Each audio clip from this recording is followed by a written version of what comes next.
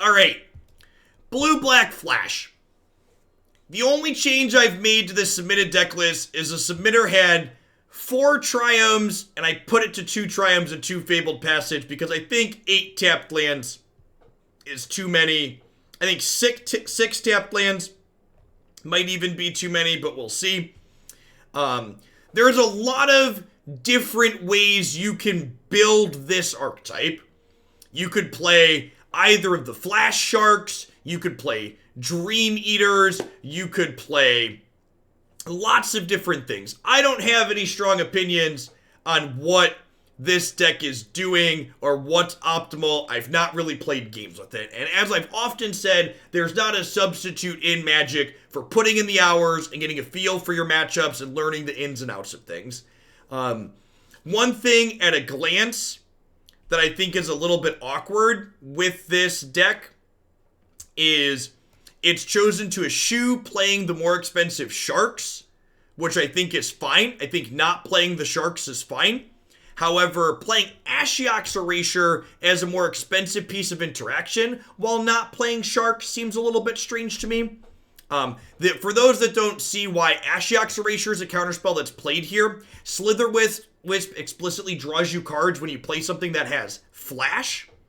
So Slitherwisp draws a card when you cast Erasure. Slitherwisp draws a card when you cast Omen of the Sea, in addition to the effects that these cards have. So we're playing these cards that like aren't necessarily Omen's pretty okay, but like Erasure's not a card we see a lot of that is made a little bit better because of the inclusion of Slitherwisp. The question is the efficiency we lose by playing this more expensive card made up for by the fact that some of the time it's going to draw a card because of Slitherwisp? That's the question we're going to ask ourselves and kind of think about here.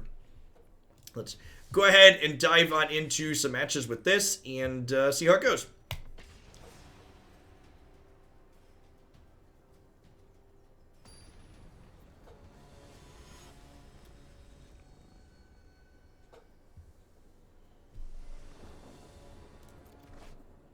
Well, we queued into the Gyruda deck here. So having Ashiok's Erasure against Gyruda is probably great. I would expect this matchup is good for us. We were not playing Cabal Ritual in the Gyruda deck. We didn't have lands. We played a bunch of soul lands. If you want to see the Gyruda list, you can find it on my Stream Decker.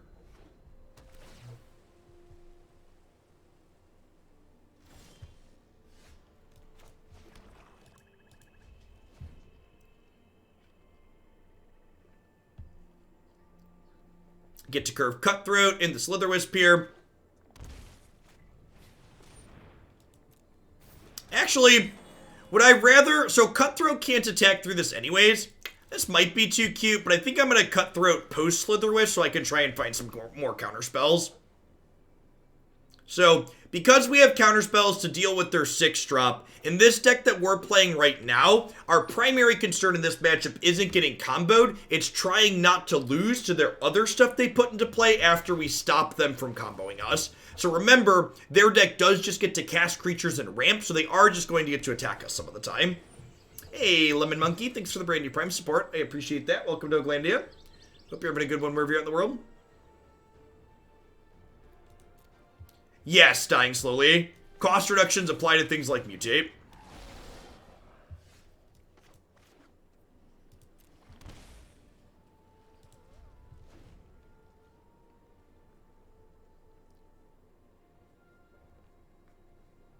So it's a pretty sweet draw too, so this is getting ready to Divination here. And this notably makes the opponent lose the life, which is phenomenal.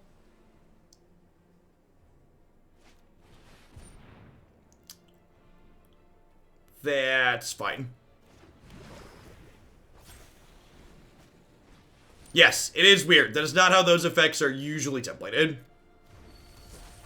Do I want to kill Paradise Druid? I feel like the answer is yes. Paradise Druid is a card that helps them play around my Quench here.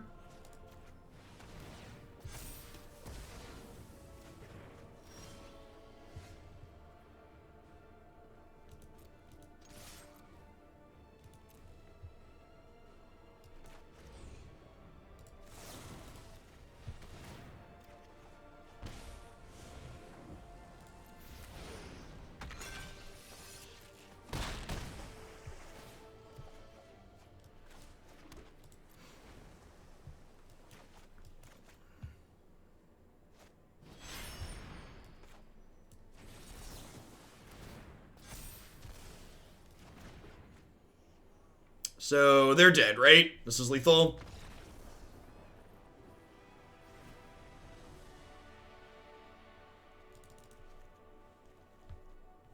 So, unsurprisingly, we look at our sideboard. And there aren't a lot of cards to bring in here. That's expected. This matchup is pretty good for us. Game 1. I'm gonna bring in these 3 Mystic Disputes. Honestly, do I just like cut the Heartless Axe and just be full counter spells? I think that's the plan.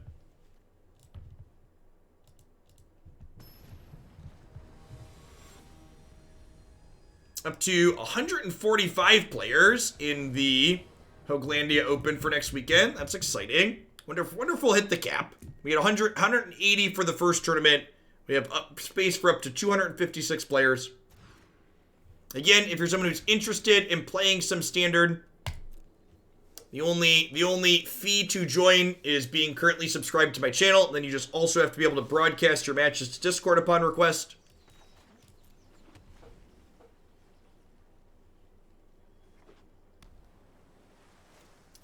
One of our stream sponsors, Cool Stuff Inc., has very generously put up $500 in store credit for the tournament.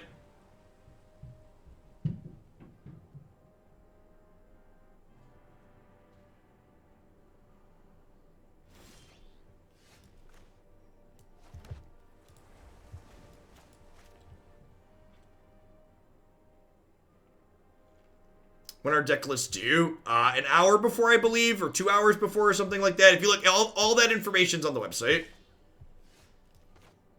If you're on the Discord, is there much more to do to allow broadcasts? Nope.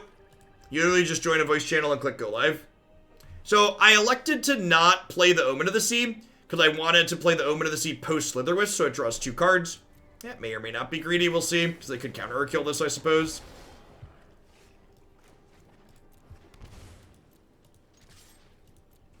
I'm gonna be honest, I've been playing a lot, and I don't remember what Christy and I decided on. All the details are on the website.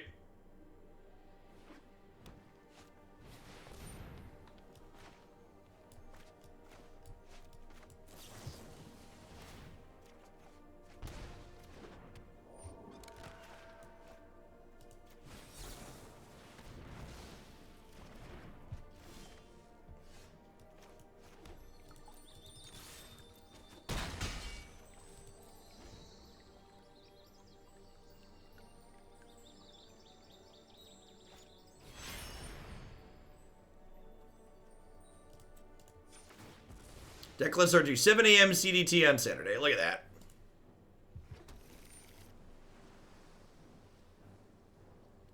Leyline of the Void does not stop the Gyruda combo deck. Leyline of the Void does not stop the Gyruda combo deck. Leyline of the Void does not stop the Gyruda combo deck.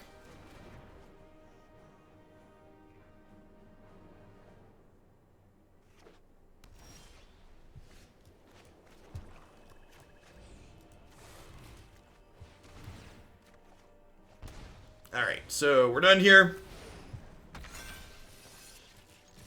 You don't think Neutralize is quite as good as Sinister Sabotage. You almost always want the counter. If you ever want to cycle it, have exactly 2 mana against Teferi. If you have to cycle the turn after they play it to try and find a creature, they're going to bounce it. Seems bad. I don't know. I want to see how this card plays out against Teferi before I'd swap it out.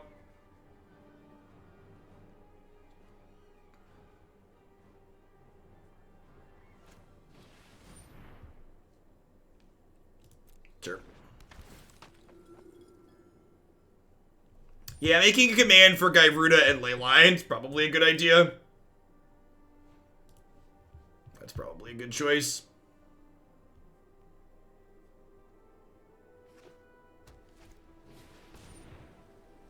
Yeah, with Fiend Artisan. I guess he's a 3/3. That's kind of cute. Alright, what if I just, like, cast spells with Flash and then you die because I'm casting spells with Flash? This seems like a good system. I like the system where you die because I'm casting spells.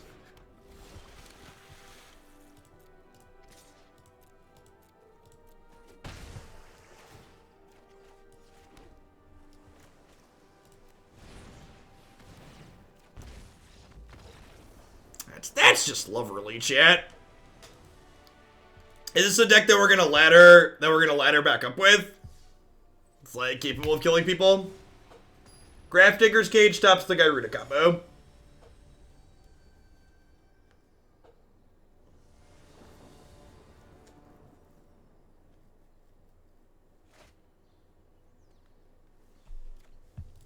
Alright, sign me up.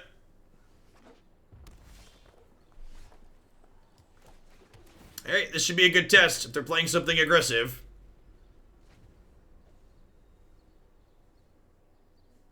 I don't know what Flash Snake refers to, Beansy.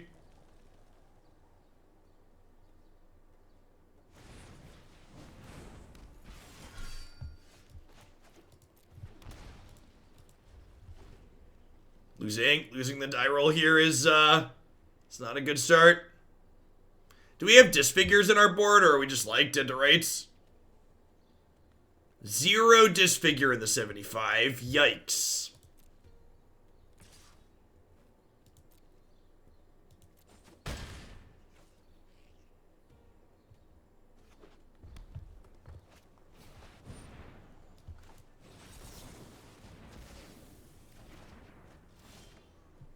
Yes, their start is bad here. Chad is not wrong. Their start is not stellar. Sure.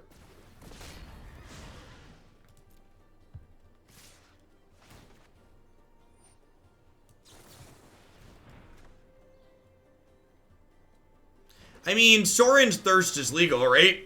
It's black, deal 2. It's not like quite the same. It's like pretty close.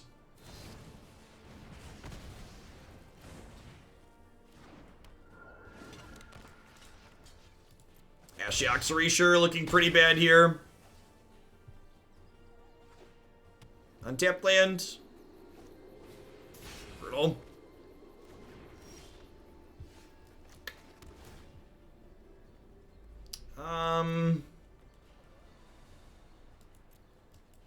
Bottom that for now. So probably neutralize something this turn. I don't know, it'll be interesting to see if they decide to... Yeah, they can either just Torbrain or they can double spell here. Yeah.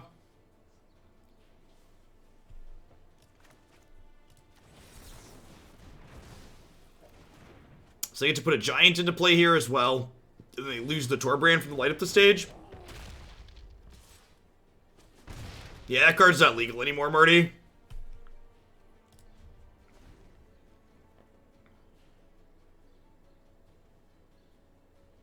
Not having any threats here is a big deal for us.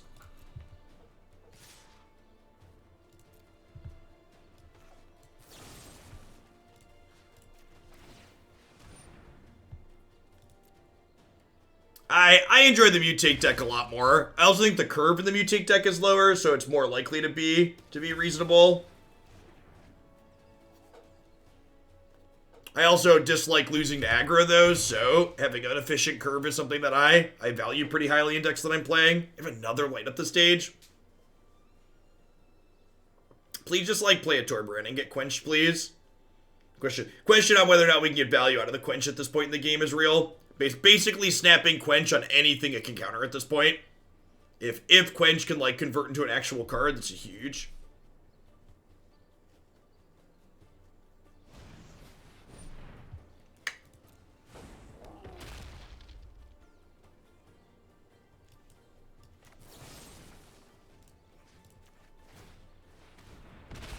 I agree. The play patterns of the Mutate mechanic I find incredibly satisfying. I've enjoyed them a lot. So can't flash in and block because they have Castle. Day 9 TV with the host. Thanks, Sean. Hope you had a good stream. So you played some Griftlands.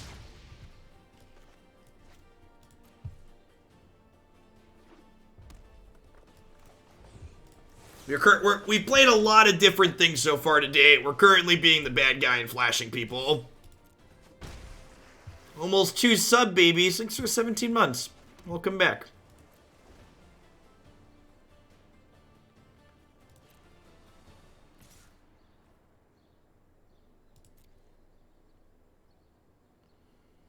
Alright, if they activate this castle again, I think I just take the hit. I think I just take the hit again. I would really love if they'd play something for me to quench. That would be great.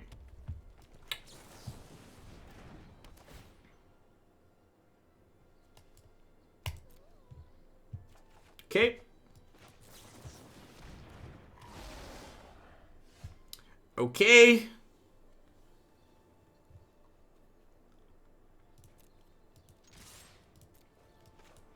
Alright, wide eyes, no fear, chat. Which way would we like our octopi, chat? Which way, how would you like your octopi?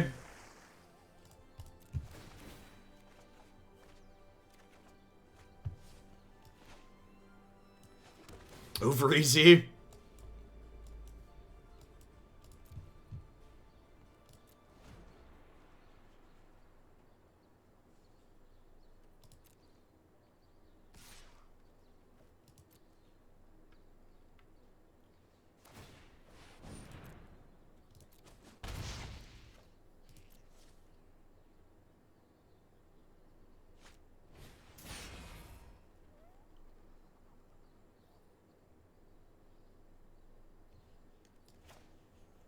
I think I do this in case they hit 2 burn spells, right?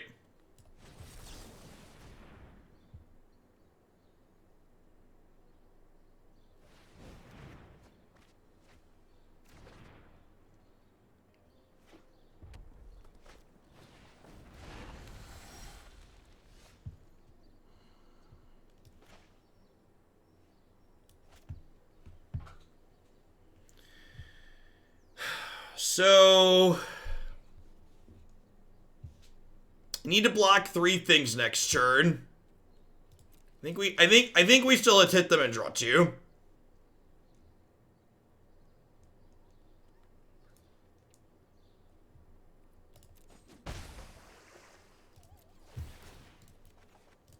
Put auto order on for this deck.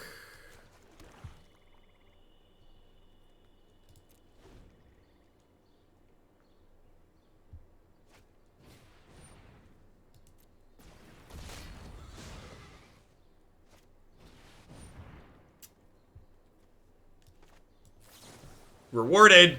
Reward. Are we doing it? Are we doing it?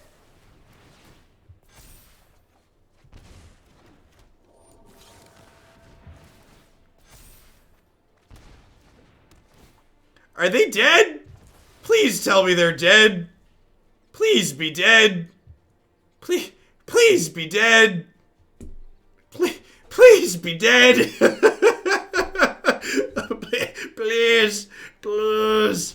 Yes. You love to see it, chat. Do we just win a game on the draw? That's impressive. Okay, we don't have Disfigures. We got a couple of Clings here. Cling sounds great. Tyrant Scorn sounds great. Aether Gust is good. Okay.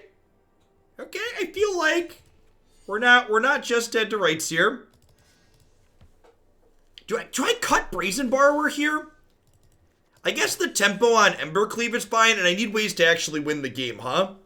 What are my trims here? That was and that's why people like playing decks like this. Like, your wins are like almost always incredibly satisfying. Like eking out games like that is like, it's sweet. Do I cut all the erasures? I think I cut all the erasures. What do we think of this? Trim around the edges. Do I want these Quenches? Is Quench a card we get rid of because it draws dead? Would I rather have Cunning Nightbonder than Neutralize just because it blocks? I could see Nightbonder being better than Brazen Borrower as well. Yeah, Bonder just being a 2/2 seems fine.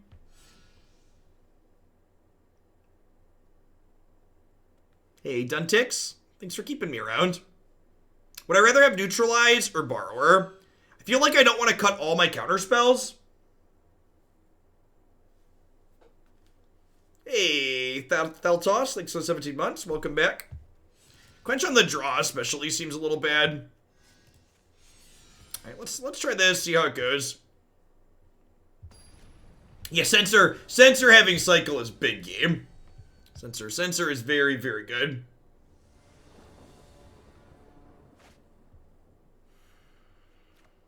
I guess.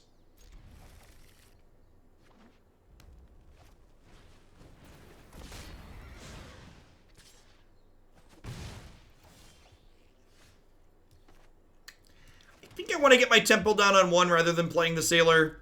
I think Quench is keepable here.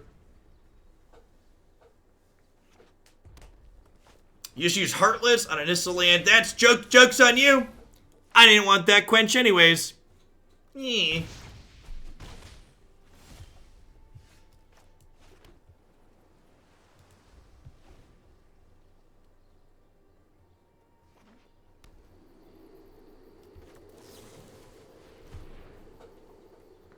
Then why'd you keep it on top? Stop it!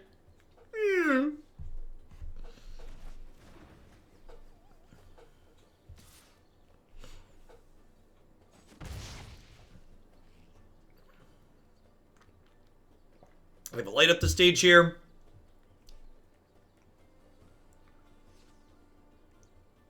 Let them replay this.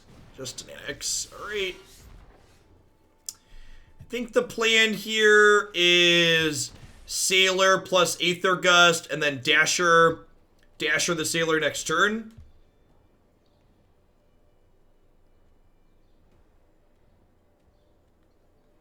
Dark Slick Shores would be nuts.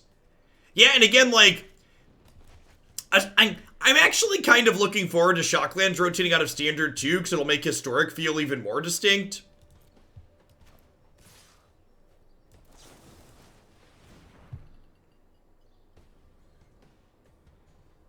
Right now we have Buddy Lands in Historic. No joke, I started building some of these Standard decks the other day, and we had been playing so much Historic. My first 2 Standard decks had Buddy Lands in the mana bases, and then I was like, wait, those aren't legal, are they? And I had to, like, go back and rebuild them.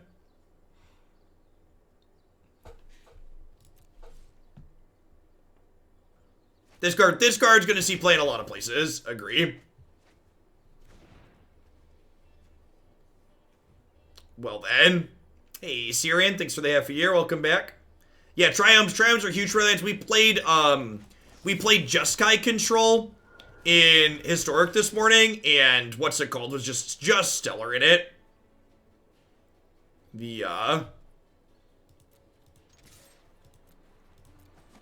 Triumph was just stellar. I think I shocked this in, and I'm gonna go Slither, Sailor, trade here, eat here.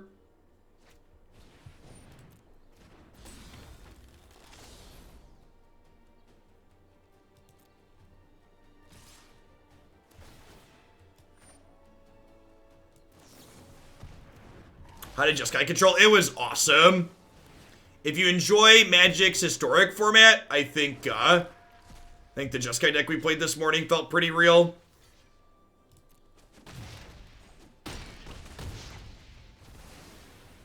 This feels pretty locked up. They were like just clunky enough.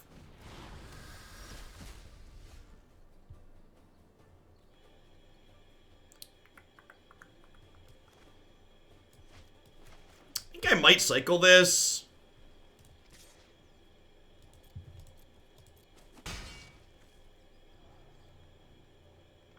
That's true. I should watch out for our own copy of Quench with the robber.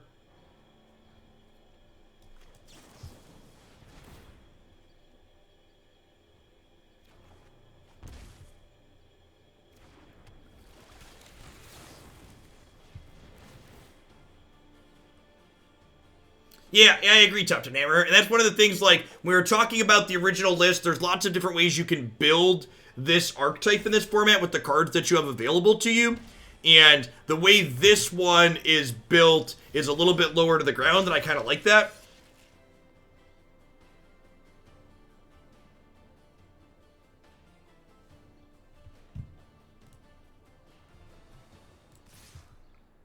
You have 66 timeouts, Siren. That's brutal.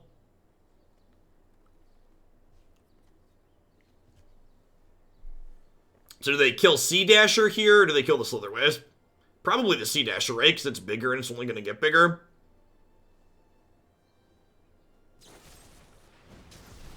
We'll eat the Scorch Spitter, and we'll go to 5. You love to see it, chat. You love Cling to Dust here. Best card against mono red or best card against mono red? Tough to say, really.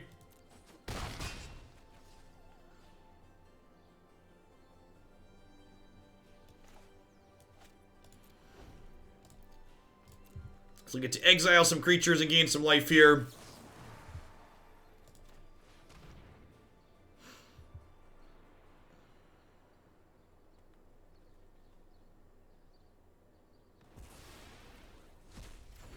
Yeah, I wanted the flexibility to be able to play a 3-mana spell there. Or more importantly, to be able to play a 2-mana spell plus a 1-mana spell.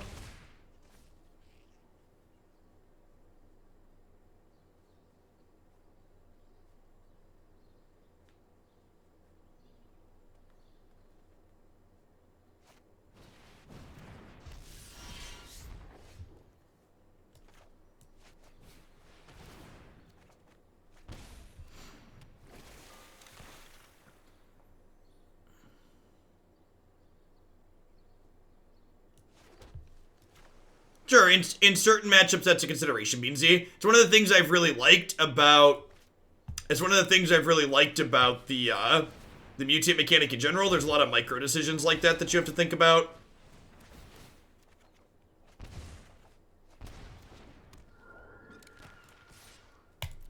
So if they go land, cleave, we're dead, but other than that, we're okay.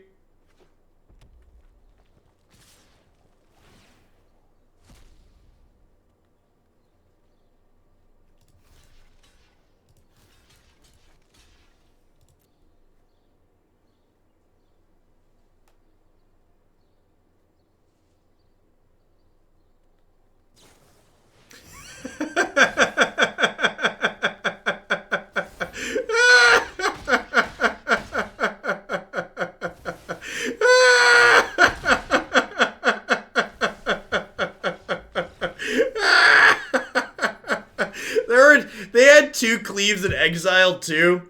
That's so brutal. This is their third cleave. Yikes. Alright, we get to take game 3 on the plate, chat. Yeah, the Aether Gust was 1 card too late. I decided to play cards out on my turn there. I don't know why. Do we have any upside there? No, because our whole deck was instant speed that we were drawing to, right? Ember Cleave is the aggro deck's companion. Ain't that the truth? Ain't that the truth?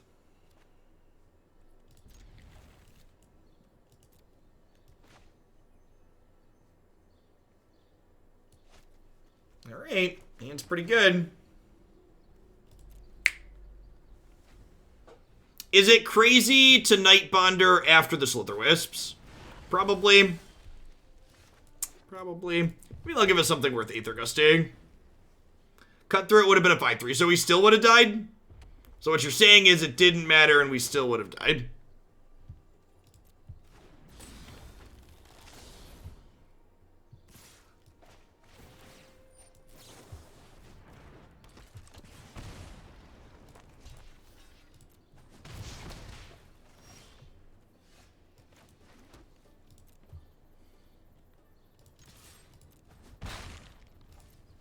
I'm just supposed to trade this here. That could be right. Yeah, we got a host from Day 9. He's great.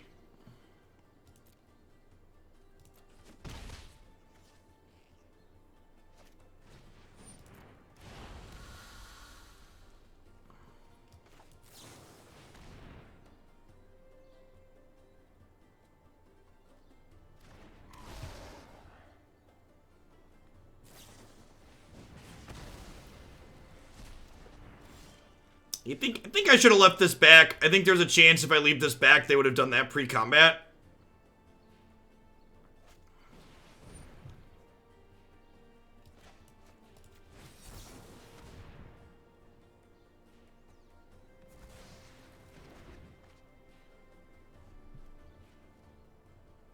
I feel like this dude's expression on Neutralize, like, properly exemplifies how people feel playing against counterspells. He's just very tilted.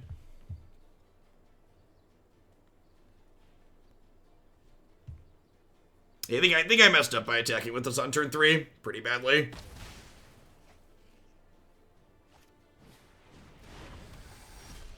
They are down to 1 card here.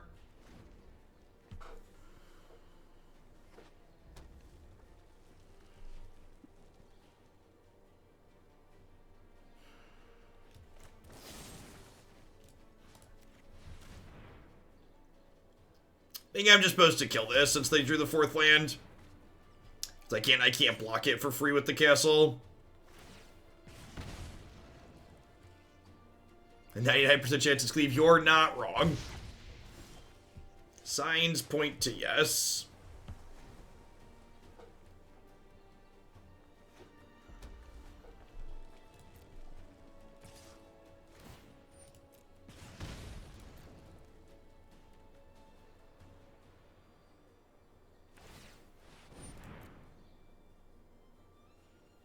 Alright, so we're going to take this hit here, and then we'll Slitherwisp, and then we'll Dasher. God, do they have a shock?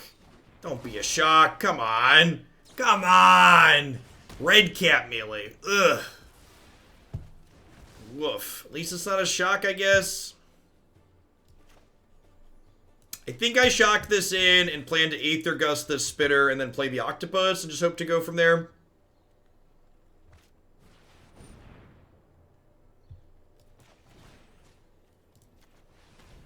Please attack. Please attack. Please attack.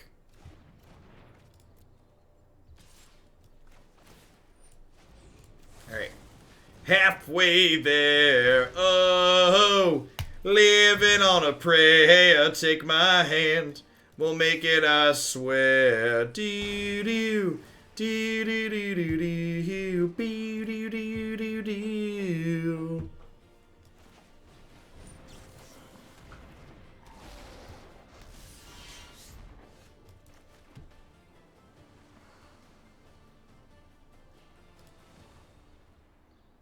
Any cost, chat. Any cost.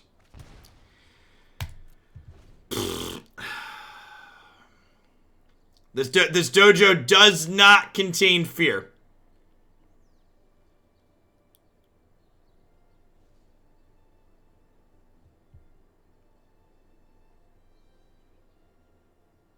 Yorion is a good companion for Doom Foretold. Why? What about Doom Foretold wants to blink things?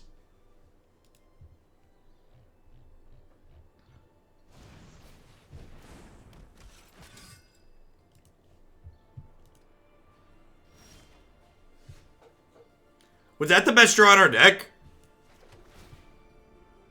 Whew!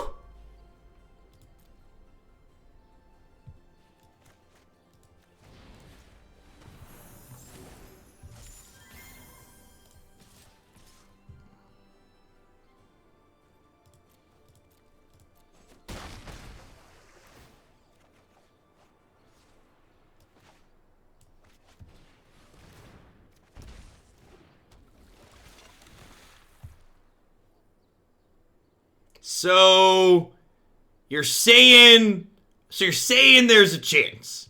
Take a chance on me. Do do do do do do do do do do do do do do do. One drop. One drop. One drop. One drop. Damn. We were running so good, chat. We were running so good. I think attacking with Slither is too aggressive. So if you've not drawn the second Cutthroat, you're dead to shock. Yeah, you're probably right.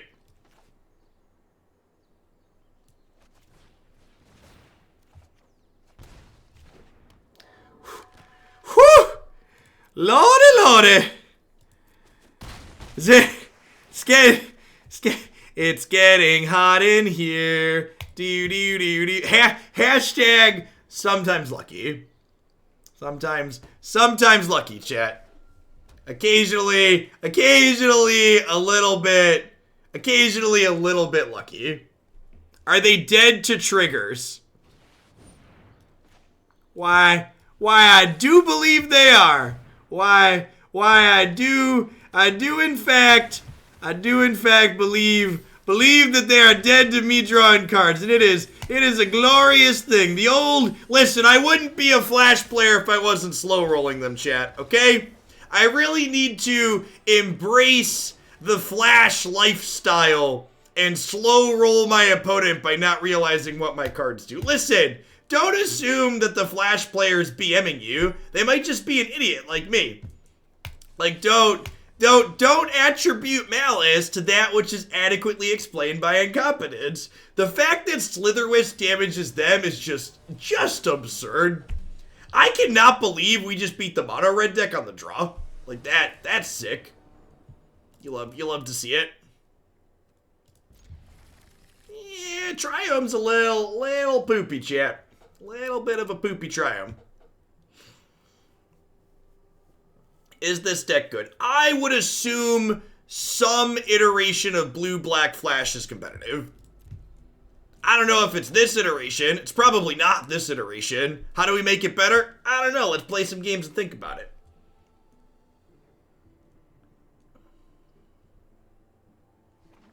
I think there's a chance these should just be some more basics or some more Fabled Passages.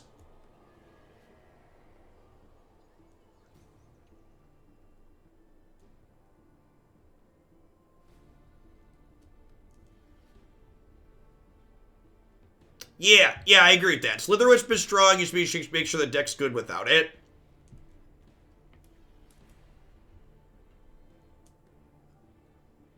As an incompetent Flash player, I agree.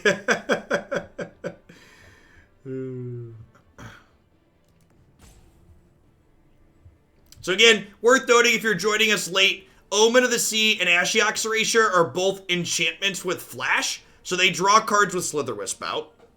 Omen's a pretty constructed playable card. I'm not certain that Erasure is worth the extra mana to occasionally draw cards with this. Another disconnect. There's been so many disconnects. Servers are struggling a little bit. A lot of people wanting to cast Godzilla's, chat. A lot of people down with the Godzillas.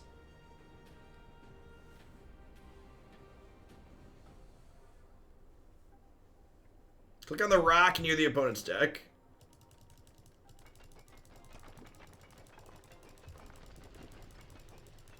Whoa, you could just like totally break it apart? Whoa, it like really falls apart, huh? Whoa, you like bust it open.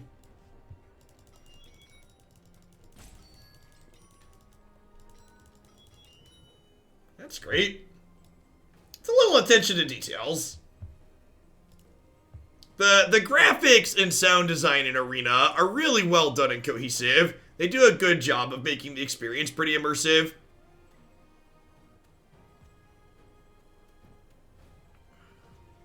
Is it on the left side too?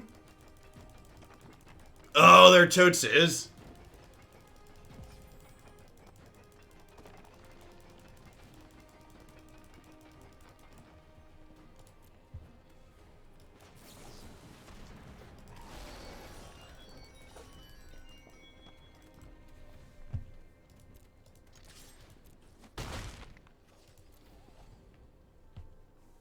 If Erasure always meant draw a card, would it be constructed playable? Yeah, probably. The problem is, like, it doesn't always read draw a card. The question you want to ask yourself, like, if Erasure read flip a coin, if heads draw a card, if it's like drawing a card half the time, is it playable?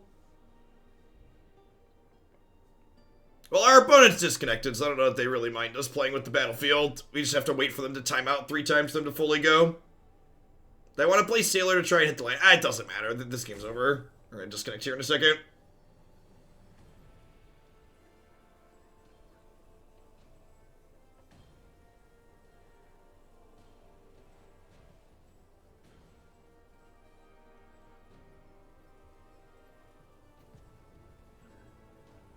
Yeah, another thing to think about too is we have the cost reducer creature in the sideboard, game 1, that makes Erasure cheaper.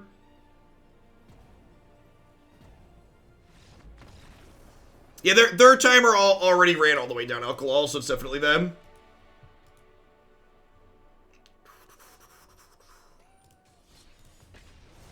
Yeah, the cost reducer is good in the Flash Mirror.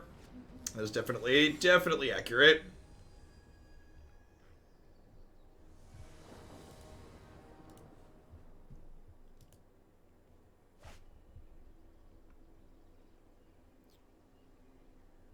I guess this is fine in the dark. Gosh, we're almost back to the numbers, chat. We won 2 fair and square. 1 disconnect. Climbing back up slow and steady. I think the Sultai control deck we're going to play next is pretty good too, so maybe hit a good run with that after this and have a respectable rank. Put Tryhard Streamer in our title. People will be impressed. Never mind. Thanks for the brand new Prime support. I appreciate that. Welcome to Oaklandia. If you're someone that's new to the channel and you're enjoying the variety of decks we've been playing all day, you should be sure to check out my website and my YouTube channel as well. Both of those places have lots of really well-organized content. Every single day I tag a couple of decks that felt like they performed better or were more interesting than the others, so the content's easy to find that I think is ideal.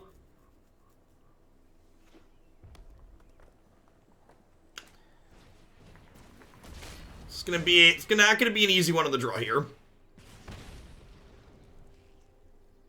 This is unfortunately tapped at the moment, so Slitherwisp cannot come into play just yet. Catch you later, Tobias. We did beat Mono Red on the draw last time. What's the deck of the day so far? Both the Legacy and Historic decks we played today were great. I need to look back and reflect on Standard. It's been a blur. We played a ton of decks.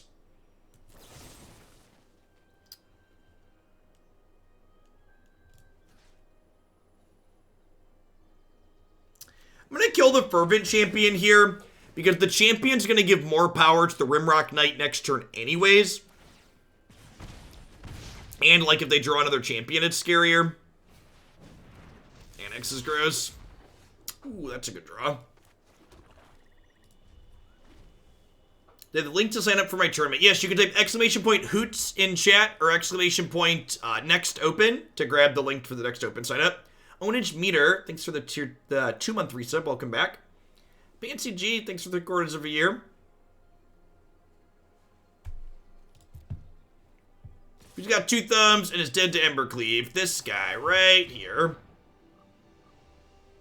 My plan moving forward is you'll always be able to type Hoots or Next Open in chat there to get the sign up to the Next Open. By the time this Saturday's Open happens, we'll have the date scheduled for the next one. I'm gonna plan to do that as a monthly event moving forward here in Oaklandia. The first one ended up being really sweet. I was pretty happy with the results. What did I cut last time? I need 2 more cuts. I cut the Omen of the Seas, I think. I was sorry, board against Mono Red last time. I think that's fine.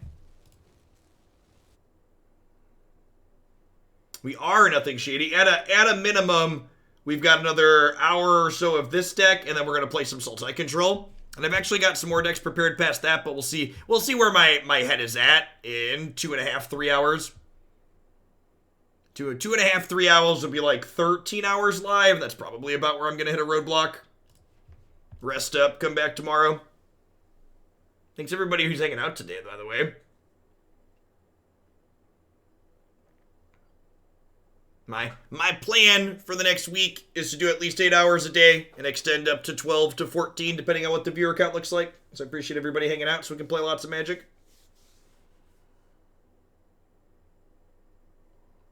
I assume since the event is called Hooch, you'll be casting this one now. I don't know about that one.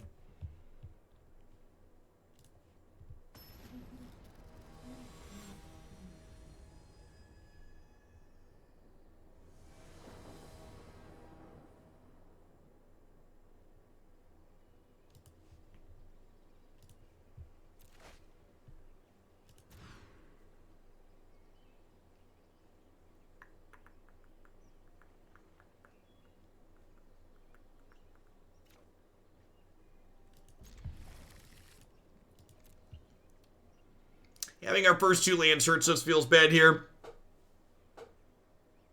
But it is what it is.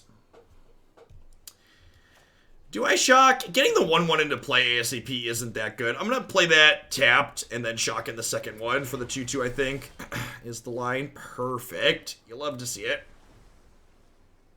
You mind explaining why they banned Gyruda in Legacy today? They banned Gyruda on Magic Online because there's some kind of bug with the card.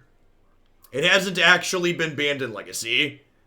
Magic Online is a buggy piece of garbage that is 2 decades old almost. And they've temporarily suspended it while they try and sort their issues out. Man, 2/2s for 2 are great, chat. Busted even. A bug with Gyruda in Legacy specifically? I have no idea, Zeke. Check the Magic Online Twitter.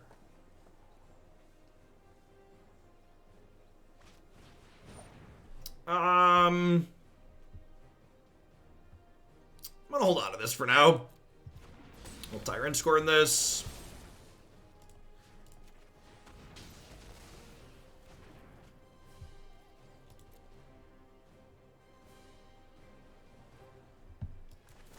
I'm gonna play this, so if we draw an untapped land and they do nothing, we can draw cards and also start attacking for 1 here slowly. Alright, 19 more turns, little Spectral Sailor. I believe in you, little Spectral Sailor. Rats. I was really hoping they'd send in the idiots here and we'd get to quench a, thing. Maybe I'm supposed to sit on this because it could eventually draw a card. Well, I probably always want that to gain life here. Hey, Anima, thanks for the entire year of support. Let's get you a sword to go with that shield. Thanks for keeping me around. Basically just snap quenching anything we can at this point. Huh. I don't think I can dash her in here. I think it's important that I hold up a counter spell. And then, like, if they do nothing again next turn, we'll end step Dasher the Sailor.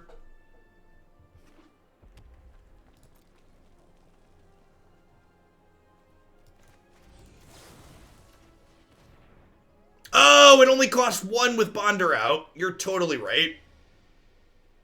Right, the mutate's only 1. I don't know. I think it's right to wait here still, because, like, if I didn't hit the land, I could only quench, and the land would let them cleave around quench, and that would be pretty bad for me. I think it's right to be a little conservative there.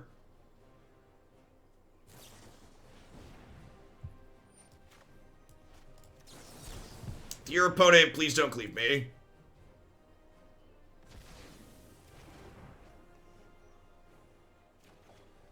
Dear opponent, please don't cleave me.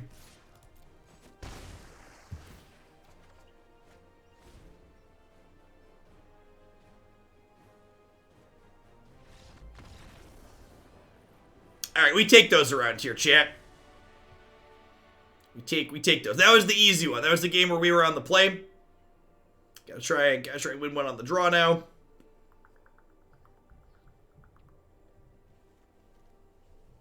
I think I'm happy with this board plan.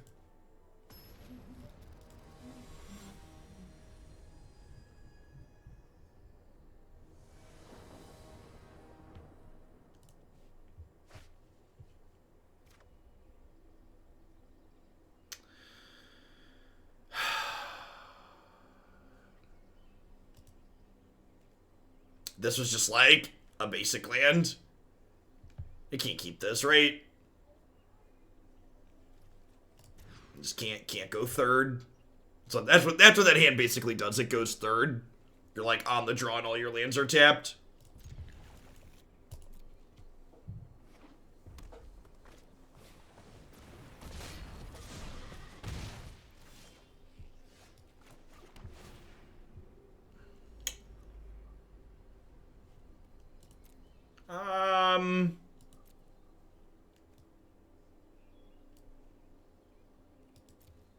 I might be greedy.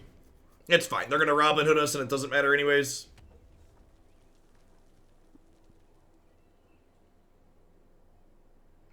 I feel like if I want another if I want another untapped land, I'd rather it be a swamp so I can Slitherwisp.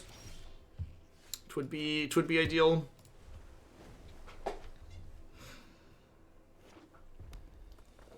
Nightbonder looking pretty good in the mono red matchup here. Even if it just dies here, it's like something else that's not dying later. That's fine. If we get to blocks, I'm going to block the Scorch Spitter, because then blocking Scorch Spitter is better in the event that they have a Rimrock Knight.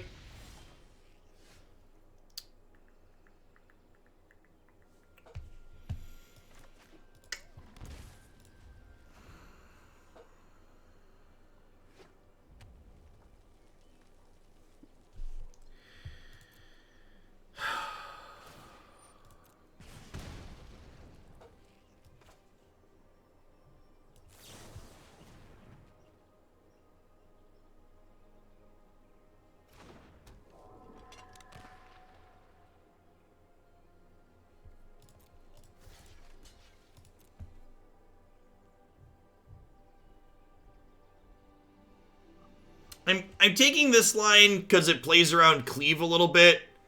So like, if they have Cleave, I don't know. I guess like now I do this, and if they have Cleave, they've played me.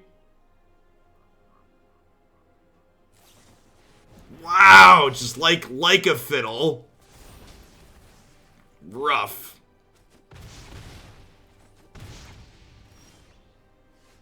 Yeah, I guess I'm just supposed to take one there.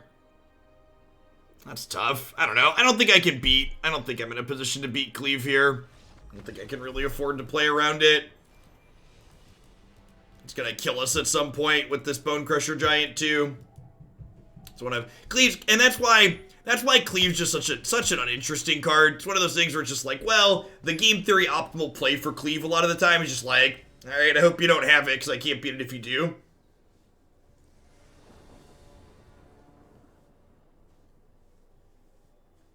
Click the lava fall in the background.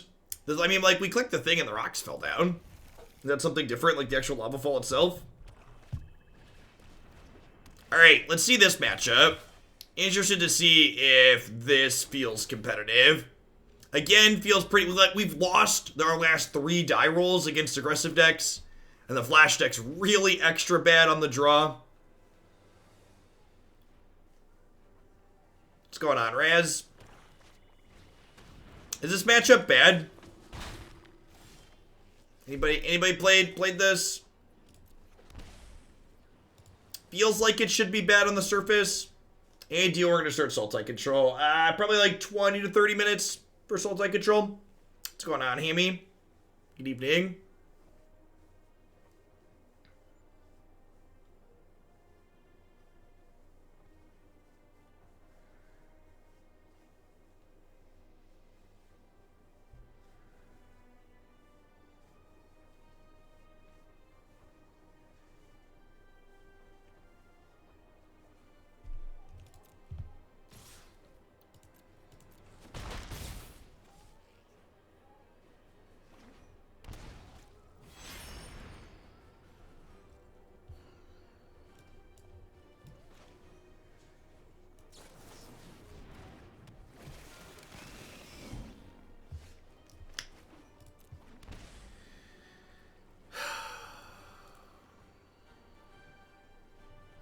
I think I'm just passing here.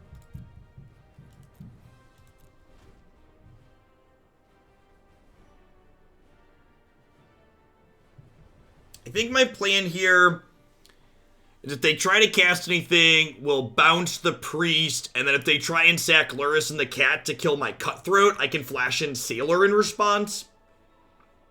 Seems pretty reasonable.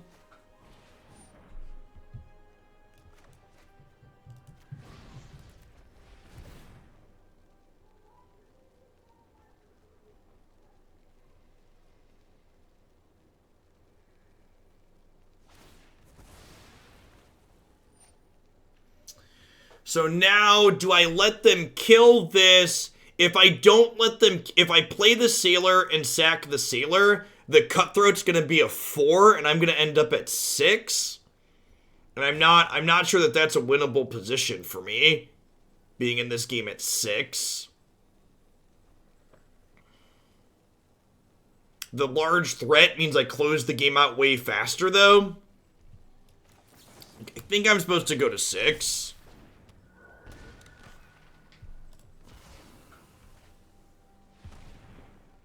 The problem here is they just have so much mana now. Like, they're gonna get to redeploy their board here.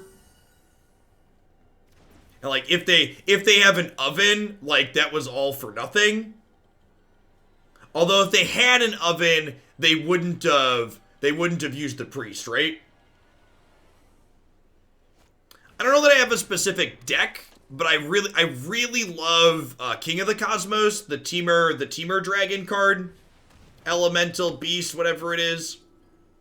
He's been quite a treat.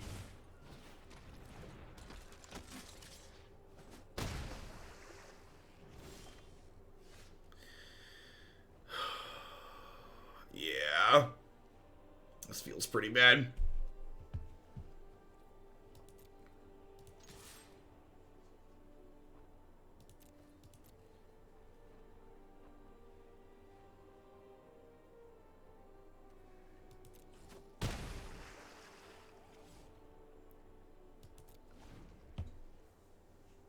If you're shocked or surprised or upset that people copy deck lists from players that are better than them, Magic the Gathering is probably not a good game for you to be playing. What's up, oldest son? How you doing? Hey, what's wrong? You okay? Oh, are you sad? Yeah. Yeah, why are you sad? What happened? What happened, dude? Well, I saw I go backward. I saw I go backward. No. Tell mommy go backward. Try. Oh, are you having a hard time with your game? Well, I can't back. Well, don't cry. No, I so too far.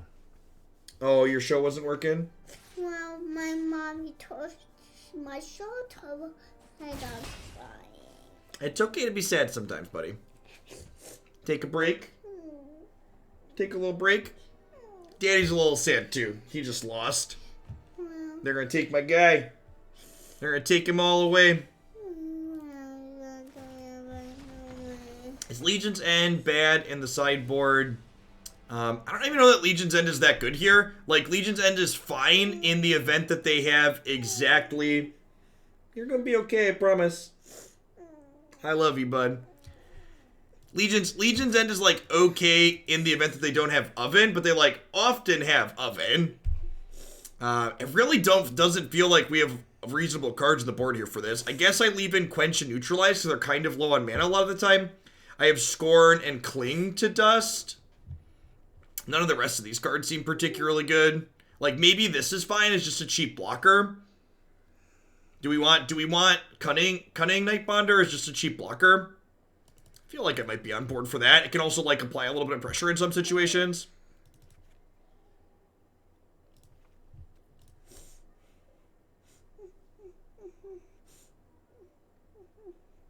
Do you want me to put a show on for you down here in the basement? Yeah, would you like that? You can cuddle up under a blanket. Alright, I'll be right back, Chip.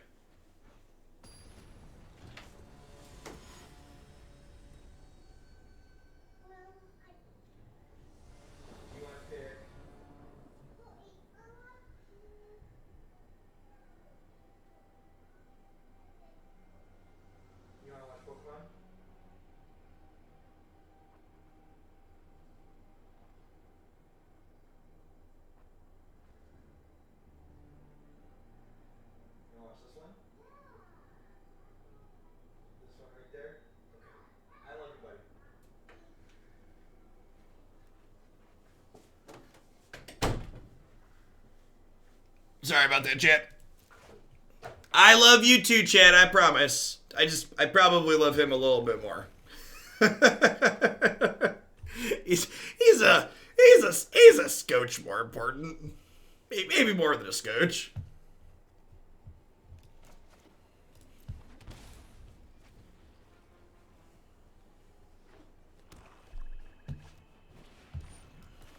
Yep.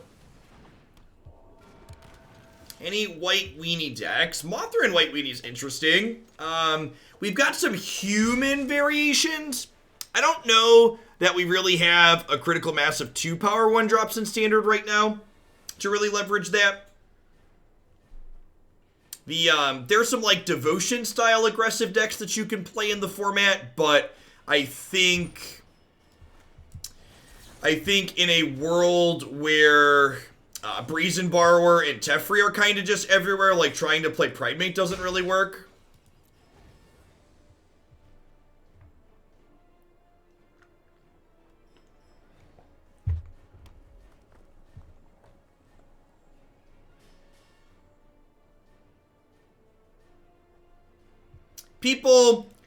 People hate on net decking for the same reason that people hate things like the Secret Lair products. There are a lot of Magic players who think that everybody else should enjoy Magic in the same way they do. And those same players think that if other people are enjoying Magic in a different way, they're wrong. And Magic's a great game because there's a lot of different ways to a lot of different people. And there's a lot of people who play Magic and the thing that they enjoy is deck building. And that's great. They can and should enjoy deck building. In my opinion, the thing that makes Magic better than most other games is the deck building depth that it has. Where those people go wrong is when they're hostile or attack others who aren't interested in deck building. There's a lot of people who, the thing that they enjoy out of Magic, the thing that makes Magic the game for them is getting to learn how to master playing a deck well. They want to take one deck and bond with it, and that's all they want to do and play for, all months or weeks or however long, or years in the cases of non-rotating formats. And the people that are just looking for that ideal deck to bond with and play forever and tune and test with, they don't care where that deck comes from, right? Doesn't matter to them if they find it on a website or a Twitch stream or, a Reddit post or whatever. They're just looking for the deck that clicks with them so they can start mastering that deck ASAP. Yeah, cars or not is a good comparison, I think. Building a car versus racing a car. It's acting like the people racing the cars are doing something wrong because they don't want to build it themselves.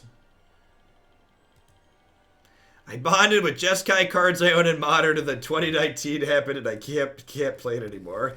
2019 was a rough set for non-rotating Magic formats. Yes, I mean, much like learning anything, like you don't learn calculus by reinventing algebra, right? Like you build on the blocks of people that came before you. It feels like we're pretty dead.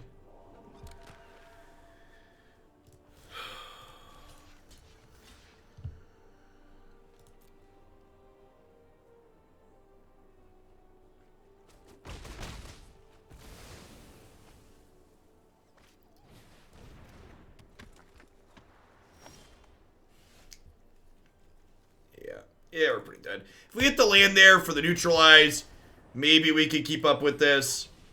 Hey, Vix, thank you for the very generous tier 3 and for the 20 months at that. Welcome back. Let's try one more with this, see if we can get another aggro deck. I don't know. What are we...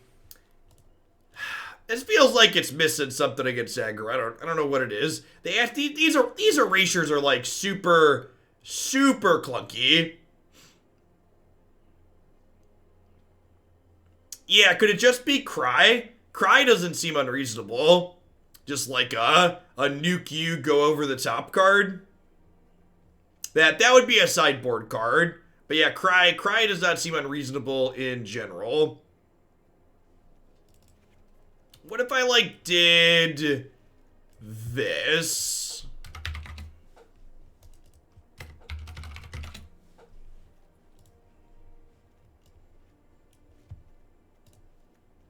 Cry feels like it really works towards solving that problem that we've been having. I could also, instead of putting the Tyrant Scorn's main, I could just put the Cunning Nightbonder's main. Nightbonder was pretty good against mono red too. And this also makes a couple of erasures I'm keeping cheaper. 1,100 bits for 11 hours of streaming. Thanks, Bolas.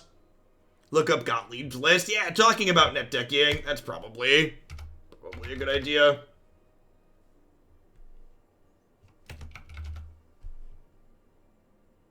Anybody have Gottlieb's list offhand? I don't know how to spell his name. He's not popping up on my Twitter.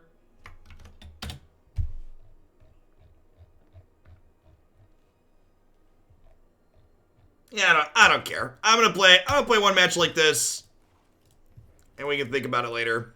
This was a cut the line. Normally I do a little bit of research for decks and like look around at other things. That's the downside to you cutting your deck in line is it's harder for me to work on it, is the reality. You know, I know it's not hip to wait, but generally speaking, I'll be able to do more work on thinking about your deck and tuning it up if I'm given some time in advance.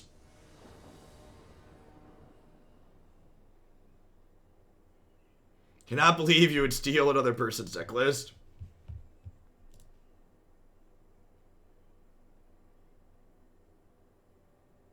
This is incredibly close to what we're currently doing. It's got like a cheeky Dirge Bat and a cheeky Shark over. This is not better against aggro than what we're doing. Okay, sure.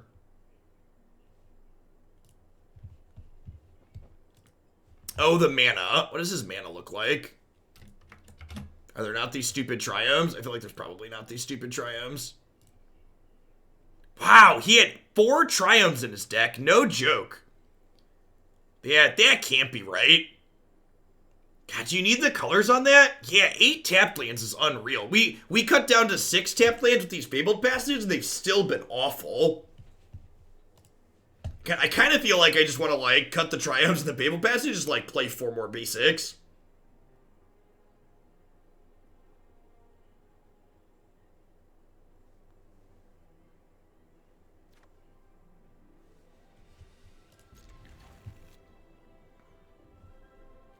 Oh, good. Perfect. This is actually great. We put a couple of cries in the sideboard.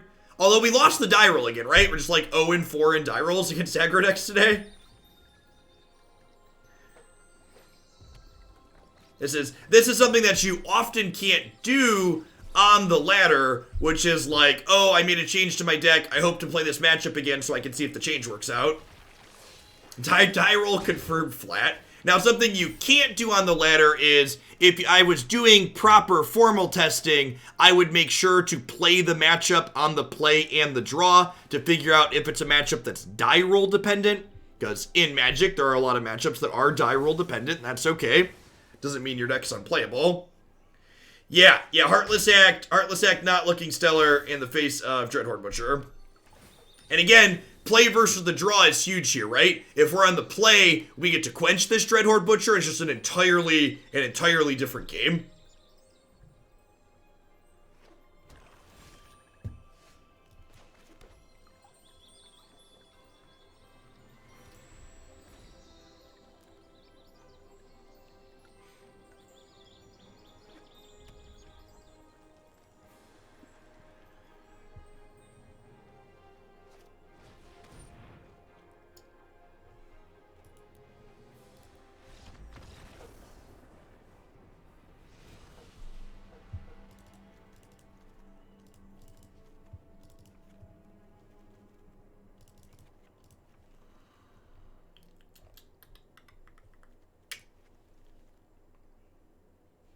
Alright, let's do it. The only reason this deck will struggle is its mana. Well, I mean, part of it is because we can make the mana better, right? And just cut some of the tapped lands.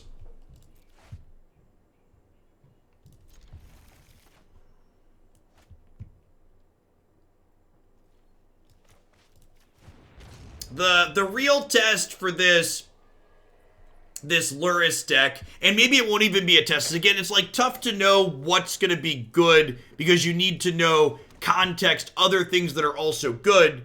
Like, if Jeskai Fires is popular, this archetype's likely to struggle. If Jeskai Fires is just one of a few different decks, that are at the top. This is probably more than great. It seemed really consistent. Luris really gives it some nice staying power through removal. These aristocrat-style decks usually struggled with lots of point removal in the past, and Luris really gives it something to kind of outlast those types of effects that it didn't before.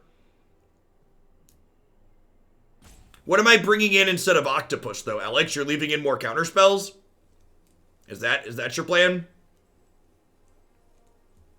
Yeah, Disfigure could be really good. Keeping up on resource efficiency in matchups like this is often key, and Disfigure is really efficient at what it does in terms of mana.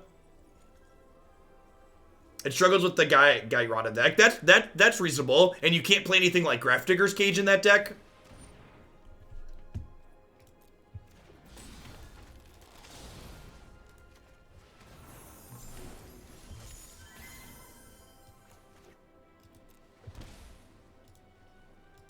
Is there a way to see the Jeskai deck from this morning before it gets posted on YouTube? The list, yeah. You can see all of my past decks are on my Stream Decker page here. You can scroll down through that.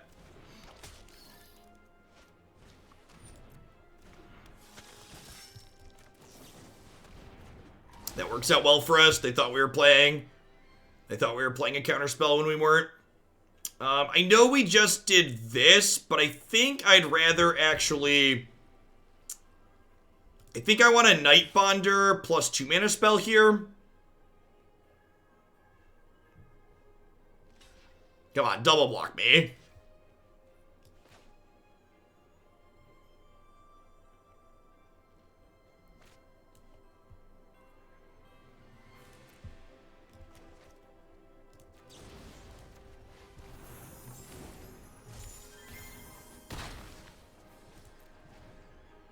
So I'll probably play Nightbonder here. And again, just night and day different play versus the draw here. And a card like Disfigure and Disfigures and Cry of the Carnarium are cards that can help us catch back up when we're on the draw. So they seem really appealing to me.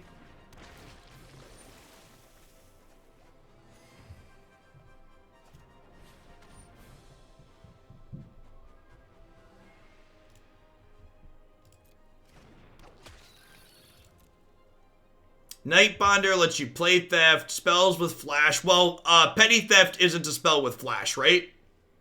So Nightbonder does not reduce Petty Theft, right? Am I misunderstanding that? Or do I understand how magic works? I think I understand how magic works.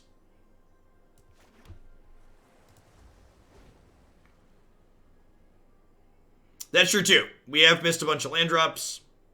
It's a Scorpion without Death Touch. Very, very big board those fail. I did not Drum Freak. If I'm not currently playing Magic Online, I'm not paying attention to it.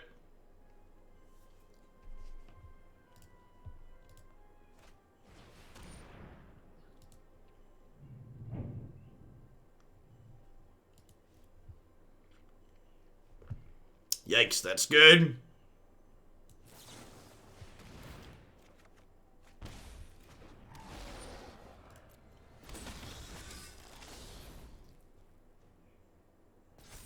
In my experience, its Death Touch is just killing opponents. Fair.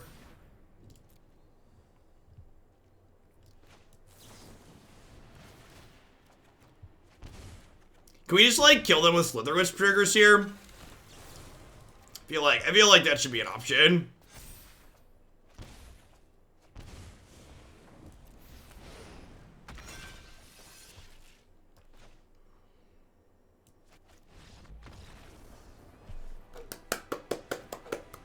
Listen, I don't know if this deck is good, but this card is incredibly satisfying to play games of Magic with.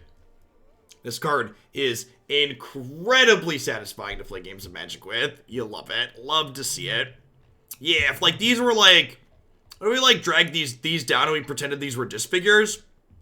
The curve would look a lot nicer, huh? Even kind of looks like that. I mean, that's just Magic, Tuber. Like, that happens to every deck.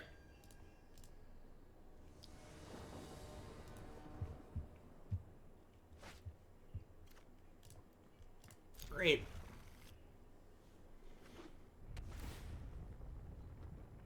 Yeah, playing with these cards that aren't borderless is a little bit.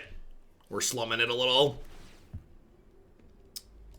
bottom that. I think we're just looking for like a Slitherwisp or a removal spell. This archetype's probably sick in Historic, because you can play Curious Obsession in it too. So you get Slither, Sea-Dasher, and Curious Obsession.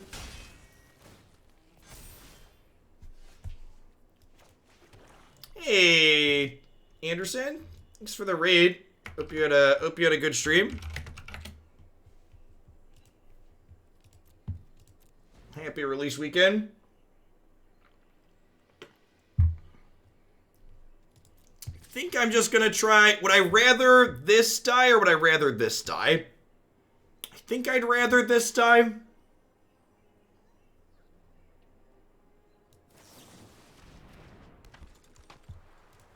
Happy release. They canceled all Magic Online premieres while we were in them.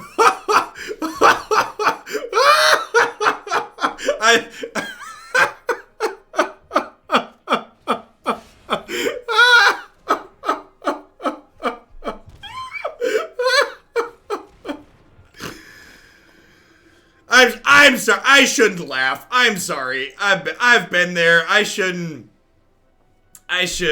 be more empathetic to the plight of Magic Online. It's just it's such a bad joke.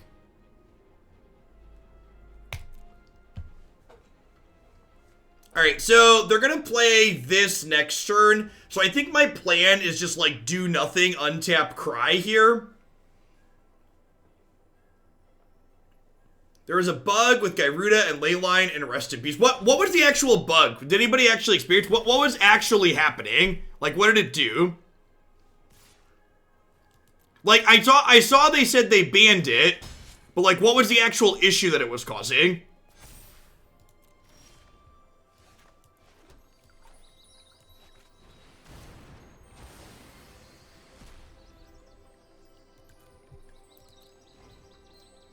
Gyruda should be immune to Leyline and isn't, but that isn't a reason to cancel all the events. It exiles and you can't pick and then it just hangs. There's something more to it than that, right? Hey, Silifarian, thanks for the 30 months. Welcome back. Alright, so really need an untapped land here. Super unfortunate. Unfortunate.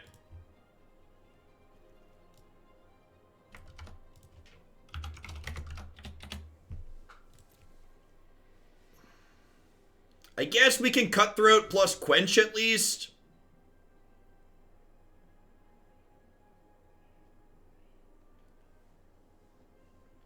Sure, it's definitely a problem and it needs to be fixed, but like it doesn't seem like we're canceling everything problem, right? At least not to me. Sure, but like, that's an issue with, like, something more must be going on there than just, like, that ability doesn't work. Because if that ability doesn't work, you just, like, tell those people to drop and you're gonna comp their tournaments and, like, don't play it.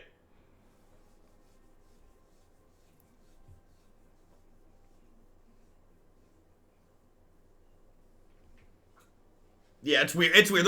There must be something else going on with that, I feel like. So I think I'm gonna Heartless Act this in response.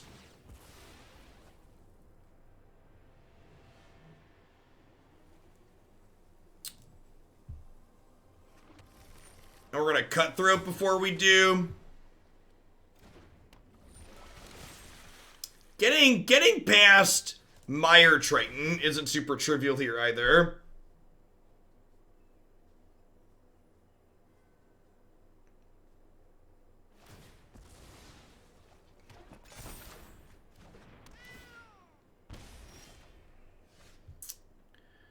Well, poop.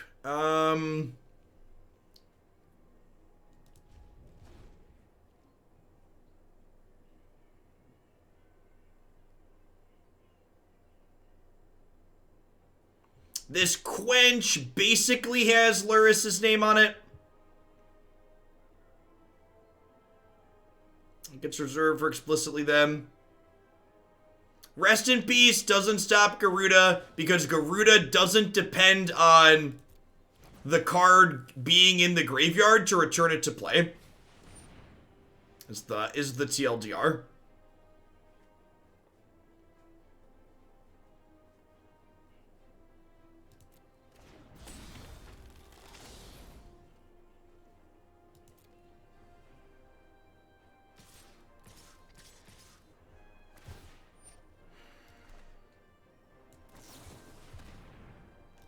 And I'm going to do this, and I'm going to Omen, because I can stack what they draw here, ideally.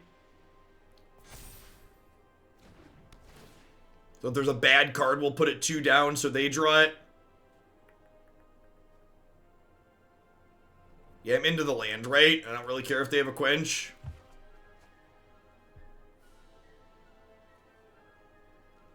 Correct. Yeah, it's not reanimating something that was in your bin. It's reanimating one of the 4 cards it just flipped over. It doesn't care where that card is. It just says put one of those 4 cards it flipped over into play.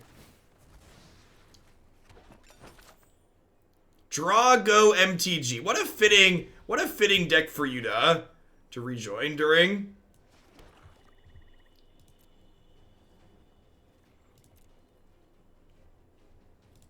So we're gonna Slitherwisp when they enter combat.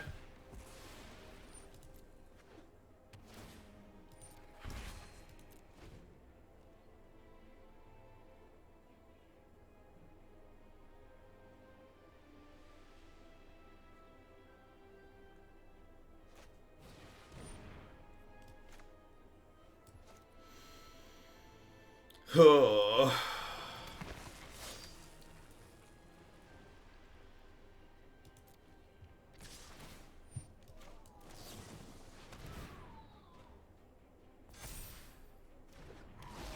Am I enjoying blue-black flash? I don't really know that I am.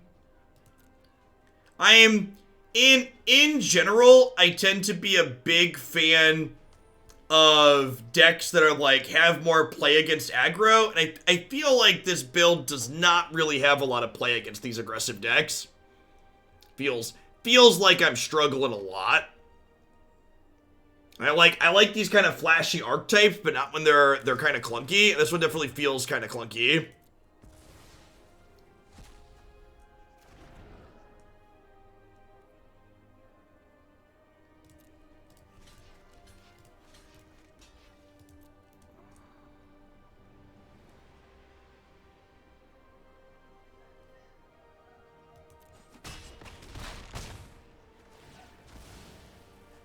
Yeah, I don't know.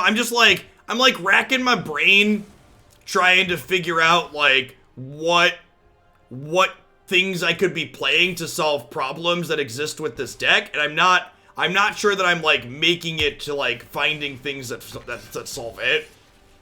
Like maybe Disfigure, maybe.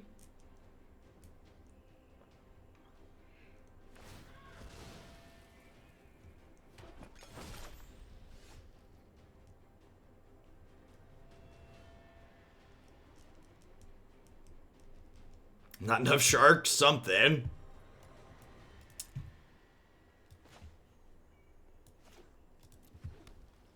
We played a Lurrus deck, yet that's worthwhile. We've not personally, Crokies has streamed a bunch of this deck that our current opponent's playing. It seems very good. Seems like a reasonable take on a Lurrus variation of the Red-Black Aristocrats deck from last season. Did you put that over it so it didn't die? No. So when you monster or when you mutate onto something, it's still the same instance of the same card, so damage remains marked on it.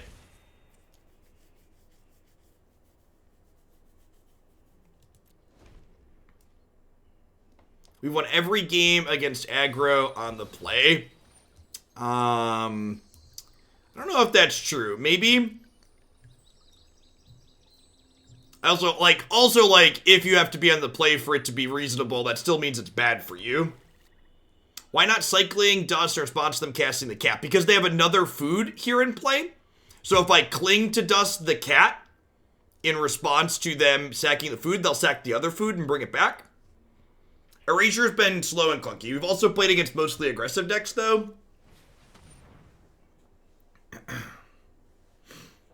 super dead. Yeah, I don't know. I'm not a fan of what this deck is doing, it feels like. Like I said, in general, I don't like playing decks that get dumpstered by aggro.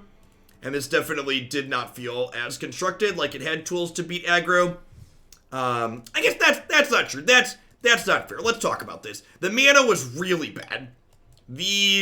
Having 8 tapped lands and even the Fabled Passages were super clunky. If I cut these and just add basics, what do my counts look like? So this is 16 and 16. I think at a minimum, I would do this. I would cut and play some basics. Erasure was pretty clunky and slow. What's his name? Dirge Bat? Something like that. Yeah, this guy seems potentially very reasonable, especially with Cunning Nightbonder being a card that could make it cheaper. Like, not only does it being a 3/3 mean it can block things and survive, but especially in conjunction with Sea-Dasher Octopus, this seems potentially decent. Hilarious Max, thanks for the 39 months. I appreciate that. Welcome back. What does my gut say? What do I want to do here? Fair warning, I might love Mutate more than I should. But I feel like, what if I played Nightbonder? What if I played Nightbonder? No, I clicked the right shark. Thank you. I clicked the right shark. Thank you very much. That's the Mutate shark right there. So, yeah. So, this card, mutating it is prohibitively expensive. However, if we pair it with my good boy Claw Arm Shark here and Sea-Dasher Octopus, like, we can trigger this with these other cheaper ones, right? Please let me buy the borderless style, Watsy, please. All right, maybe something like this could be a reasonable direction to go in. I felt like I wanted more things that played to the board a little bit. Both of these play into these. These kind of up our curve a little bit. But Cunning Nightbonder here specifically reduces the cost of these, which is nice. Cunning Nightbonder was also fantastic in the aggressive matchup. I kind of think I would like to try something like this if I was going to. This card's really expensive, and this card was really impressive in the other games that I've played, the other decks that I've played it in. I think as far as the Luris matchup goes, I want just 3 Cries and a couple of Disfigures on the board. I think I want to be able to have this kind of getcha card that's really good, and I want a couple of other removal spells that are like pretty trim. If we look at our deck here now, you'll notice we have mostly 4-ofs. Our only non-4-of spells are 2 Heartless Act and 2 Pouncing Shark, which seem like they're fine for a little bit of utility. Feel like something like this is what I'd like to look at. Seems reasonable. Yeah, both of these are solid mutate targets because this has 1/1 counters on itself and this flies. So that seems fine. Should we play a game? We've been playing for an hour and a half. Alright, let's play one game. I kind of want to play a game with the two. I kind of want to play a game with the two. Alright, one game. Ready to get dumpstered and say my changes are terrible with the pile of empirical evidence that we will have. Yeah, guaranteed to queue into a control deck.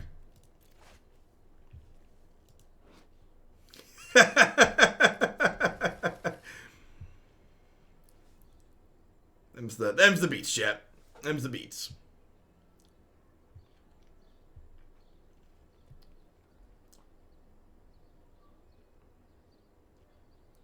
Probably fires. Yep, probably fires. And that's good too. I want to see our deck. I think the changes that we just made definitely make us worse against fires. So that's another real question too. Like, can we adjust this to make aggressive matchups better while still keeping matchups that should be good for us, like fires, good and playable? Is Unmoored Ego playable against field and historic? Yeah, definitely.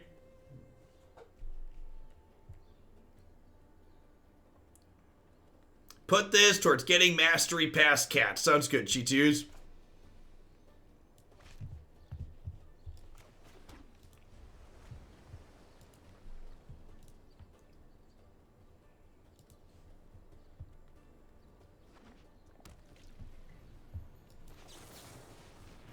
Field of the Dead was an incredibly good unban in Historic because it's not in any way, shape, or form busted. It is super reasonable. If you didn't look at the results of the Historic Open we had last weekend, the highest placing deck was 14th that had Field of the Dead in it out of 180 deck lists. I'm gonna get Bone Crushered here. Black Source. Well, you know.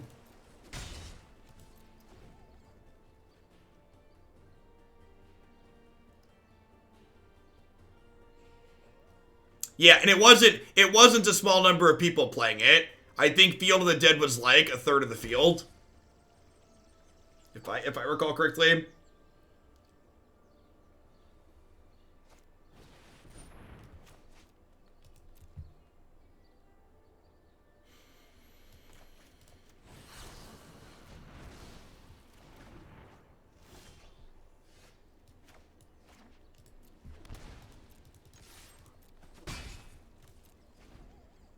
Probably drawing a card here.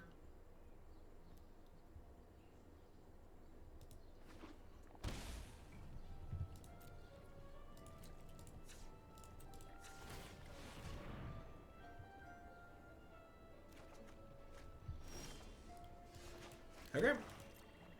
Had a blue-red card draw. It was really fun. Really kind of felt like there might be something there. A lot of different directions you could build the deck in.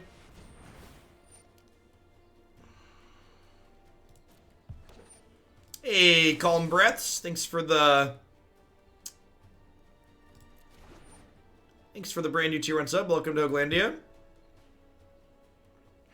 I think I'm going to let this die and just play Slitherwisp and Nightbonder next turn. I think is my plan.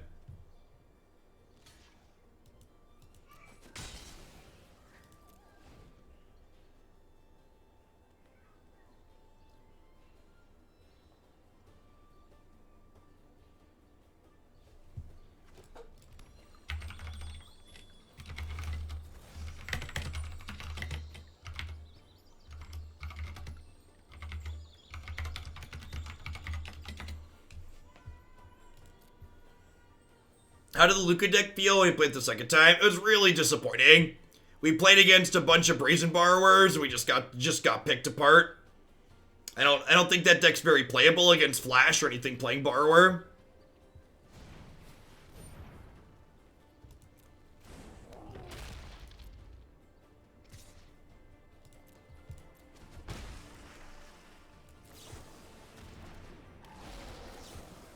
Watching on the YouTube channel since Pioneer got started. Good morning from Australia.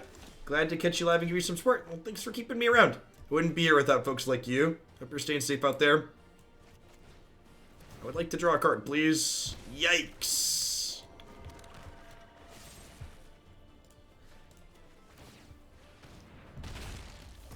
Dear opponent, please don't Clary on me. Wow! Woo! Whew! Hashtag sometimes lucky. Listen, we take those around here, chat. We take those around here. So this is definitely a Mystic Dispute matchup. This is probably not a Pouncing Shoreshark matchup.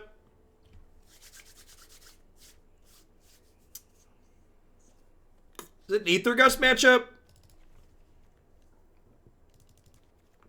Are we putting them on fires? They're probably fires, right?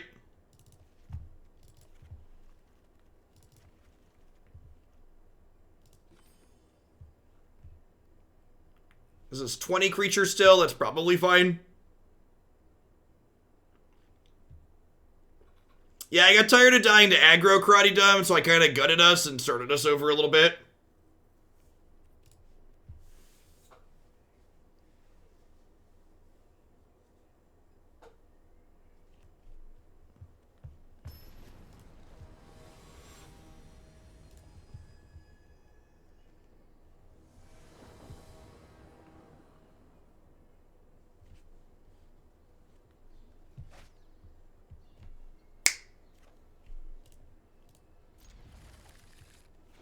Yeah, I agree, Karate Dumb. Hedge your hard matchup. Like, even here, we still had, like, even after hedging the aggro matchup, we still have a ton of cards for a deck like this, right?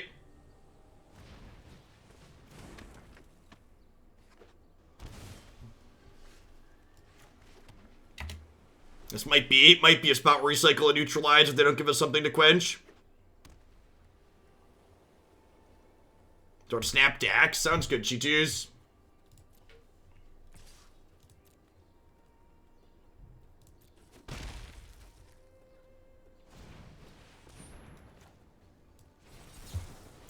Feeling a little thirsty. Swamp. Probably dead here.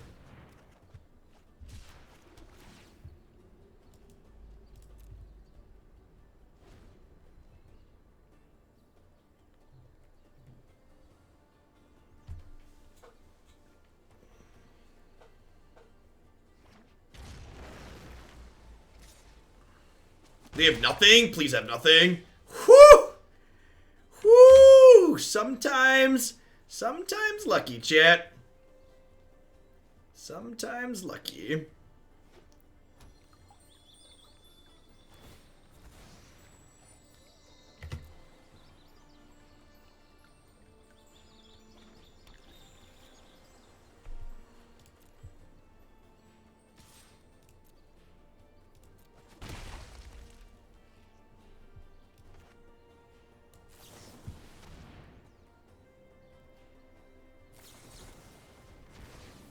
Sure. Land, please.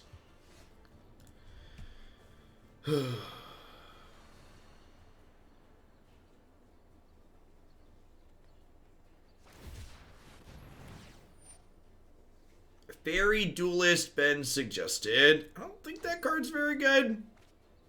It's the one that, like, gets an extra counter when you draw your second card, right? Or is that the one that gives -2 attack? Is Duelist the -2 attack one?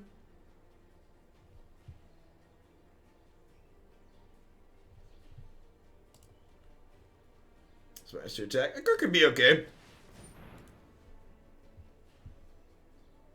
Go ahead and concede. Let's play the third game on the play.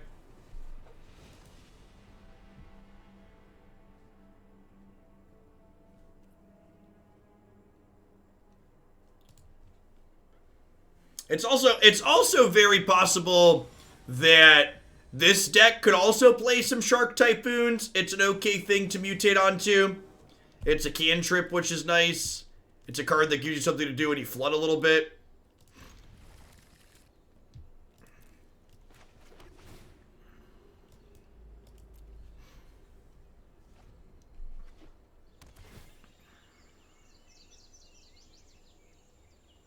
So, I don't expect my opponent to play anything this turn that I'm going to play this now at sorcery speed to play around Mystic Dispute, is the words that are fumbling to come out of my mouth now that I've been live for 12 hours. Just because your cards are instants does not mean you need to play them at instant speed. Do not be afraid. Just do like we've done here and play around their counterspells.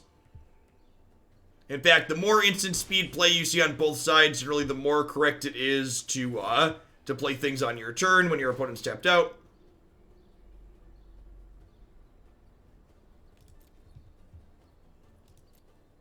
Is there any chance Nightbonder is the better card to get down? Why? Please explain. Oh, because this says things can't be countered. Yeah, probably.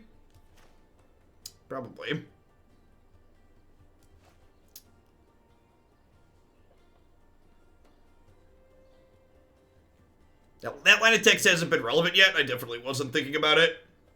Yeah, I definitely should have played this on 2, and then I could have played this on 3 with impunity, and then I also wouldn't be running into a Shark Typhoon here.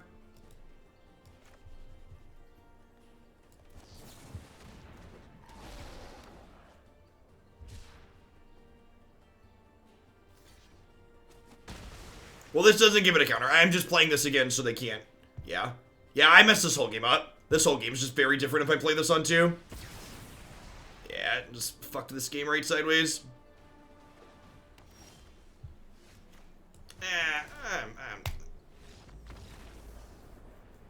Threw that game away. Nah, I had nothing to do with Shark Typhoon. Let's play one more. If I had the full text box of that 2/2 on my mind, we would have played that. And then, like, I didn't play my 3-drop on 3 because I wanted to play around a Mystic Dispute. But if I would have played the 2-drop on 2, I wouldn't have had to play around Mystic Dispute. It's like night and day different.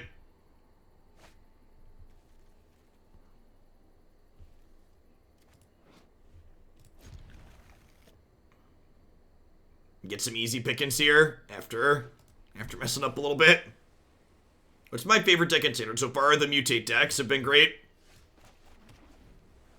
Mutate's my favorite mechanic deck list.